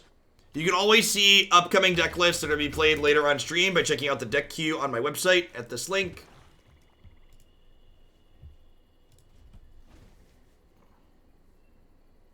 King of the Cosmos is my spirit elemental. Been pretty good.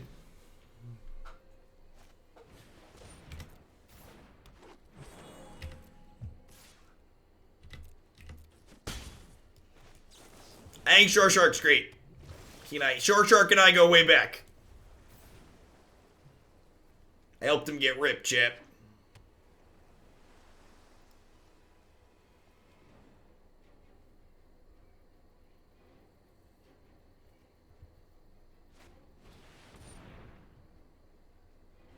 Mutate plus Blue Kratos is something we definitely need to do together on stream at some point.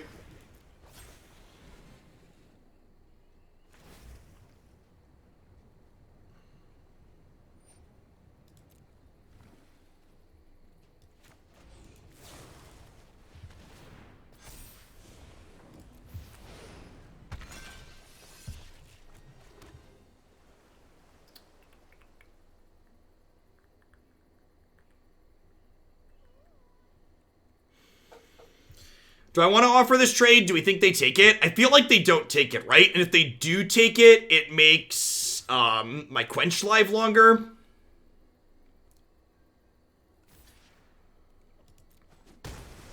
Deal. That was not one of the outcomes I was considering, and it was certainly the best possible one, right?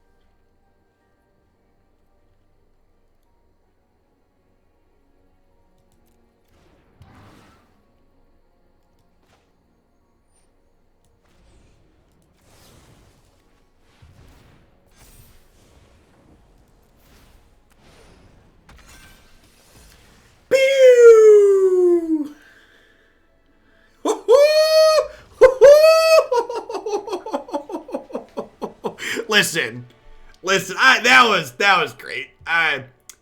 Big fan, Dark Destroyer, big fan. MTG Wiki, thanks for the 8 months, I appreciate that. Welcome. In my limited testing, the bat seems fine. In the limited testing I have done so far, the bat seems very reasonable.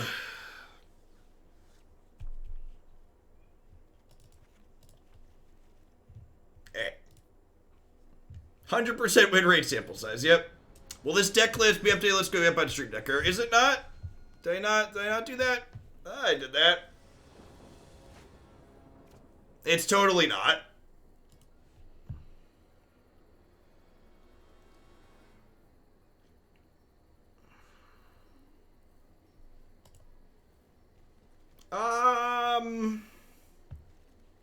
Sure. 2/2 counterspell Scryland. Let's roll. They mulligan to 5? Sneeper. Sneeper keeper.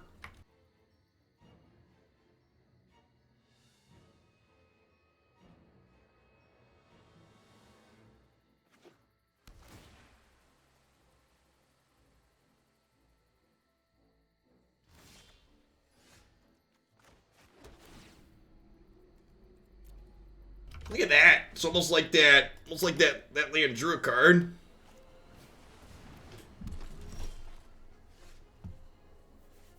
Ooh, that one's good for now. Hey, Dan's man had to resub to see how great the monsters are. More muscle sharks and Sharknadoes, please. Sounds good. All the sharks. Welcome back. Remember, by the way, if you're someone that's just dropping in and you're enjoying the standard format and you want to play a little tournament next weekend, we're going to be having our second Hoaglandia open here on the channel. We have about 100 slots still available. Only requirement is that you be currently subscribed to my channel to play. You also need to be able to broadcast your matches in Discord. Other than that, just show up and enjoy. All the details are on that MTG Melee page if you're interested in signing up.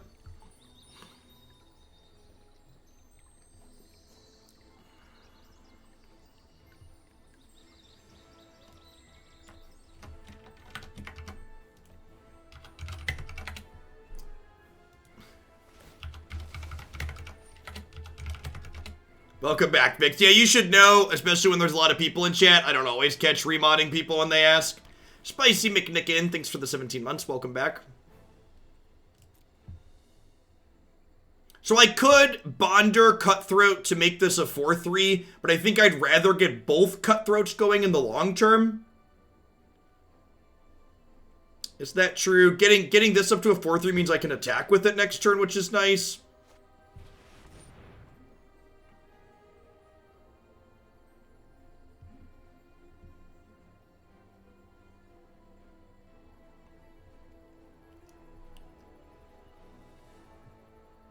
We're probably dead here. I said Destiny Spinner, we didn't have a counter removal spell. Oh, I could neutralize this. Yeah, I guess that's fair. We die in 2 turns instead of next turn. Yeah, that should have happened.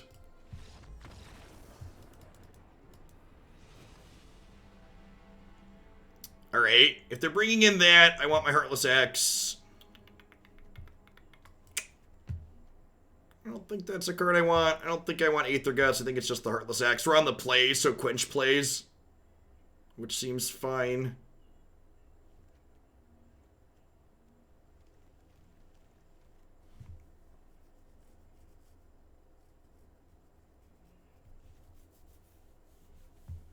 Need one more trim here. Just submit 61. Stop it. Get some help. Probably the bat. Probably the bat.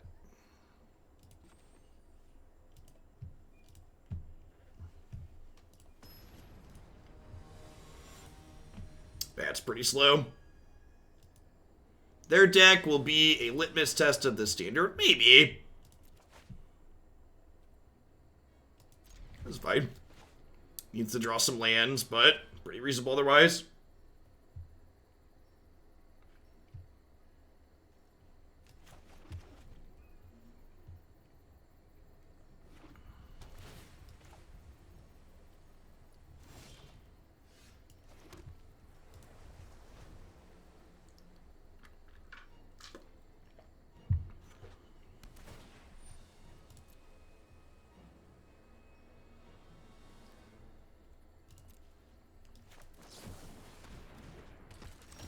Okay, no dispute out of them.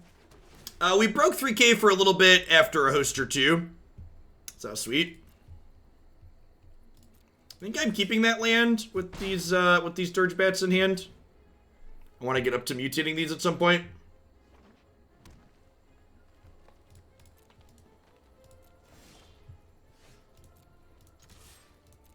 This is 6 to mutate normally, so it'll be 5 to mutate. That's perfect. Actually, that's great, because now if they don't give me something to counter, I can end step the bat, and then untap and do this onto it. That's fine.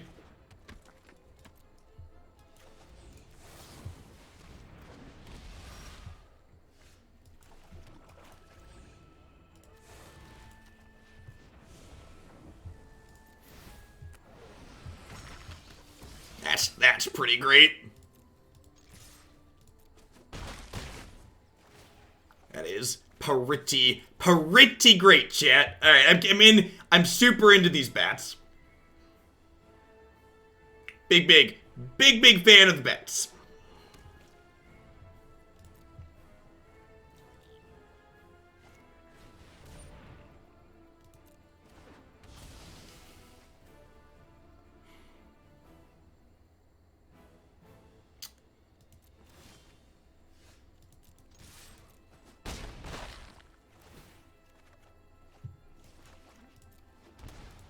I think they just don't have anything to do and they were just playing a card. I think they just didn't have anything to do, probably. Or maybe they didn't read it. Very possible they didn't read it. That was excellent, though.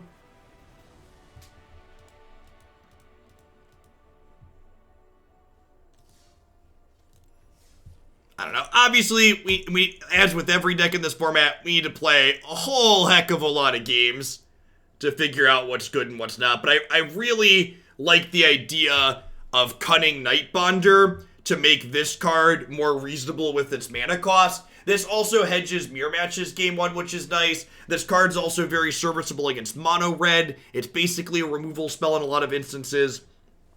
I think if you're going ham and playing all the bats, playing Shoreshark seems reasonable. Yeah, maybe you're just like blue-black mutate. That's probably something worth testing too, honestly. Like maybe you just play. Maybe you just do this. Like another iteration of what we're doing here is you know, like what do you gotta cut to make like that happen in terms of spells? So you have like 2 things to make these cheaper. Because like either of these cards make these cost, like this costs 3 mana or this costs 3 to mutate. That doesn't seem completely unreasonable. Like maybe you just get rid of the Spectral Sailors and do something like this. And just be like a blue-black mutate. This creature mutates, gives Disfigure. That's cute. I don't know if that's actually good. I haven't really looked at the black mutate cards. They've been outside of colors I've been playing, but yeah. I think I would be inclined to give something like this a try. This card providing card selection was like super powerful in other decks that we had played too, and like maybe if you're going up to these for interaction, the Heartless Acts are the last ones you get rid of. What if you did something like this? Yeah, I think I'd be in for Flash Mutate. Also, again, like I've really loved the mutate mechanic as a whole. So like I'm definitely way more into them than probably most people are, but this seems pretty okay potentially. I like this as a flash threat that unlike what's it called? How can I get this? Can't be purchased. God, you're killing me, Smalls. They're killing me. I just want nice things. I like that this can block, which is nice. Unlike Brazen Borrower, seems very reasonable. Yeah, I feel, and we're on full quad lasers here, right? At this point, we're like on just like all 4 of the spells. Hey, Kilpo, thanks for the brand new tier 1 sub. Yeah, so this is what I would try next time. I also love Baby Godzilla though. I'll put him on my deck box and then he'll disappear when I go out here because I'll be sad. But something in the general direction of of that. Seems potentially very reasonable. All right, what are we doing? It's the last deck of the day. Sultai control. We're going to wrap up on some Sultai control. We're going to jam some games with this sweet mess of cards. I'm going to go ahead and hit a quick ad roll here really quick. I'm going to get my client restarted and do all that. We'll be back in just a few minutes to wrap things up with this. Got some Shark Typhoons and some other things. Thanks for hanging out today, folks. Don't go anywhere.